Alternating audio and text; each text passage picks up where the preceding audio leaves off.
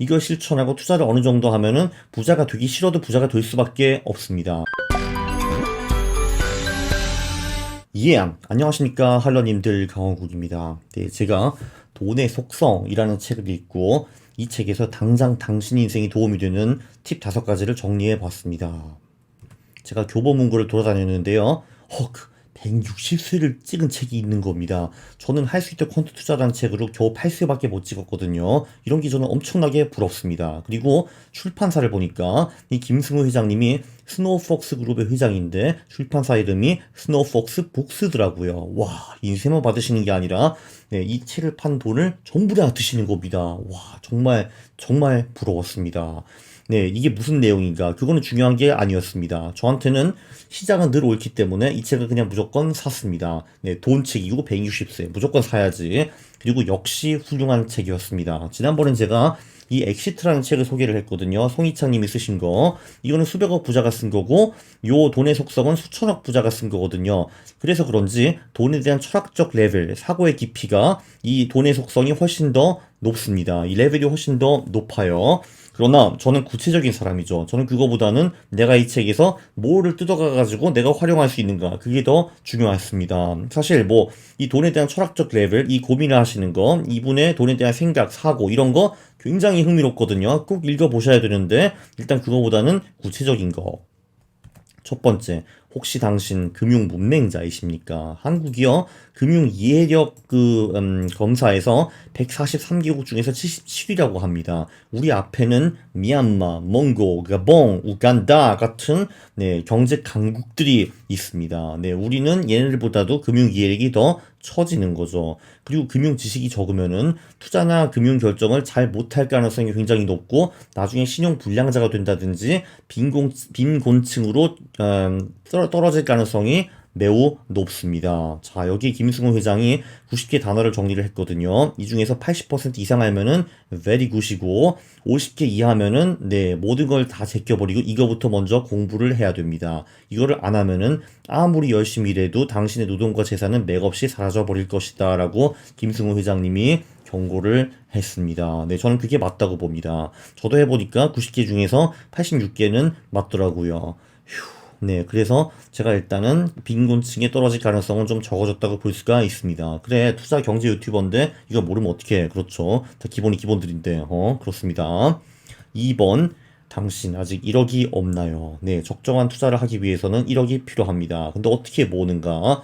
첫 번째, 1억 원을 모으겠다고 마음을 먹는다. 이게 가장 중요합니다. 생각을 바꿔야죠. 대부분의 사람들은 나는 절대 부자가 될 수 없어. 1억 어떻게 모아? 라고 생각을 하는데 그렇게 생각하는 사람들은 당연히 모을 수가 없습니다. 그냥 그 1억을 모을 생각이 없으면은 그 1억을 모으지 않기 때문에 당연히 못 모으는 거죠. 두 번째, 1억 원을 모으겠다고 책상 앞에 써 붙여야 됩니다. 왜냐하면 한번 나는 모을 거야 하면은 그 다음날 까먹거든요. 그래서 책상뿐만이 아니라 컴퓨터 앞이라든지 TV 앞이라든지 화장실이라든지 거실이라든지 부엌이라든지 보이는 데는 다 갖다 붙여야 되는 겁니다. 그래야지 계속 리마인드가 되는 거죠. 그래서 이 생각이 강화되는 겁니다. 그 다음에는 신용카드를 잘라버려야죠. 그러니까 신용카드가 있으면은 계획적으로 소비를 할 수가 없습니다. 체크카드가 있으면은 쓰고 싶어도 돈이 없으면 못 쓰는 거잖아요. 그렇기 때문에 현금과 체크카드로 살기 바라고, 특히 현금도 꽤 괜찮습니다. 왜냐하면은 현금은 뽑고 내고 하는 게 귀찮기 때문에 네, 귀찮아서 돈을 안 쓰는 경우도 굉장히 많아지거든요. 저도 참고로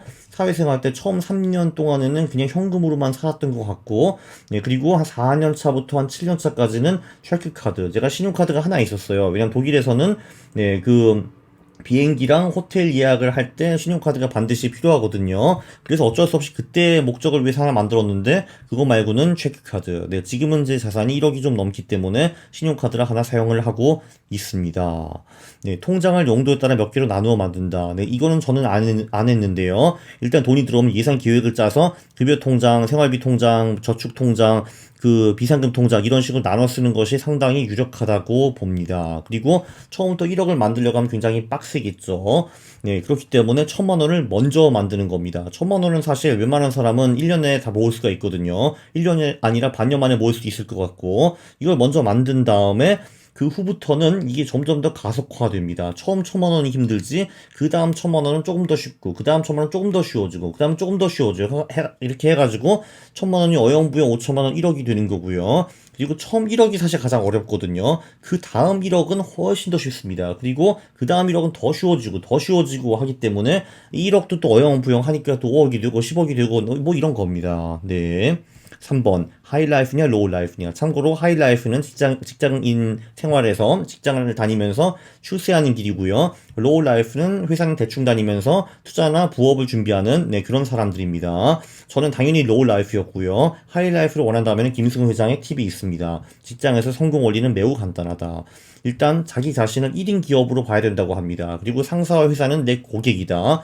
고객들이 내 서비스에 만족을 하거나 아니면 내가 고객들한테 돈을 벌어줄 경우에 그 사람들은 저는 좋아할 수밖에 없고, 그리고 제가 도망가면 그들은 큰일 나기 때문에 저에게 연봉을 더 많이 준다든지 승진을 시켜준다든지 동업자로 만들어 줘야 되는 겁니다. 근데 가끔 이렇게 열심히 해도 돈을 벌어줘도 이거를 안 시켜주는 회사들이 있어요. 그런 데는 빨리 도망가셔야 됩니다. 어차피 당신 같은 인재는 딴 회사들도 다 찾고 있거든요.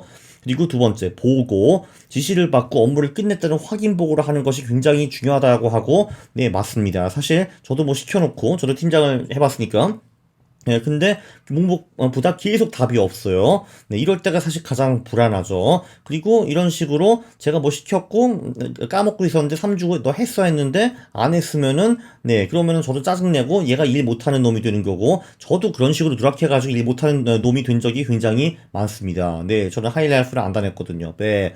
그리고 인사, 상사를 어려워하지 않고 다가가서 정중히 인사하라. 이것도 굉장히 중요합니다. 저도 당연히 이거를 별로 안 했죠. 그리고 이런 거 다 하기 싫으면은 투자를 열심히 공부를 해가지고 로우 라이프를 달리는 것도 좋은데, 이걸 둘 다 잘하면은, 그러니까 1번부터 3번과 투자 둘 다 잘하면은 김승우 회장님이 반드시 백만장자가 될 수 있다고 약속을 해주셨습니다. 만약에 이렇게 했는데도 백만장자가 못 되셨으면은 가서 직접 따지세요. 4번, 당신 회계를 아나요? 재무제표 보는 능력이 없으면은 제대로 투자하기가 매우 어렵습니다. 저는 퀀트이기는 한데 제가 쓰는 지표들은 거의 다 재무제표 기반 지표들입니다. 퍼도 그렇고 PBR도 그렇고 뭐 ROE도 그렇고 GPA도 그렇고 다 재무제표에서 나온 거죠.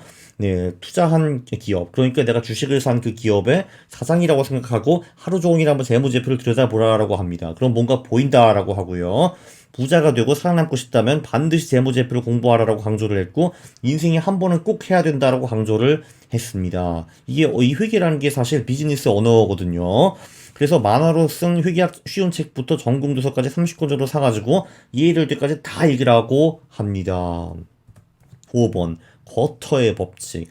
이걸 실천하고 투자를 어느 정도 하면은 부자가 되기 싫어도 부자가 될 수밖에 없습니다. 쿼터의 법칙은 내 동일한 수준의 경제력이나 수입을 가진 사람의 4분의 1 수준에서 생활. 5천만 원 연봉이 들어오면은 1,250만 원 버는 사람처럼 살고 1억을 벌면은 2,500만 원 버는 사람처럼 살아라라는 얘기고요. 이게 중요한 게, 내가 예를 들면 1억을 버는 사람인데 2,500으로 살다가 잘렸어. 그래도 나는 3년 동안 더 살 수 있다라는 거고요. 그래도 수입이 늘면 늘어나는 부분에 대해서 보상은 필요하지 않겠냐라는 것이 김승호 회장님의 의견이고요. 저도 이게 좋다고 생각하기는 하는데 25%를 권장하고, 저는 올해 자산 증진 한 2.5% 정도 쓴 것 같습니다. 이 내로남불 강화구. 나쁜 놈이 역시. 에쇼. 제 고민은 뭐 이런 거죠. 돈은 쓰라고 있는 것인데 소비라는 건 도대체 어떻게 하는 거죠? 네, 혹시 아시면은 댓글을 남겨주시기 바랍니다. 제가 사실 어제 투자의 신에 매우 근접하는 분을 한 분 만났는데 이분도 그 말을 하시더라고요. 지난달에 제가 생활비를 100만 원 정도 썼습니다. 돈 쓰는 거, 그건 어떻게 하는지 잘 모르겠어요. 라고 말씀을 하시더라고요. 네, 댓글 부탁드립니다. 요약. 이 책은 주옥 같은 내용이 너무 많아서 한 번쯤 더 쓸 것 같아요. 일단 금융 문맹인지 아닌지 객관적으로 분석을 해보시고, 만약에 그렇다라고 하면 그것부터 먼저 공부를 하십시오. 그 90개가 한국은행에 무슨 책자를 냈는데 거기 뭐 가장 중요한 700개 단어가 나온다고 하는데 거기서 뽑으신 거거든요. 그럼 그 책을 구입을 하셔가지고 나머지 610개까지 같이 공부를 하세요. 그리고 하시는 김에 회기도 같이 공부를 하고요. 1억이 없으면 여기 나온 5단계를 철저히 따르는 것이 좋을 것 같습니다. 하이라이프, 줄세를 원하시면은 1인 기업처럼 성실히, 보고 잘하고, 인사 잘하고, 쿼터의 법칙 아주 좋다. 쿼터의 법칙을 사용하면서 투자까지 어느 정도 하면은 부자는 피할 수가 없는 겁니다. 네, 이 영상 굉장히 유익하셨죠? 동의하시면은 구독을 눌러주시고, 그리고 좋아요를 누르는 겁니다. 싫어를 누르시면 제가 매우 싫어합니다. 감사합니다.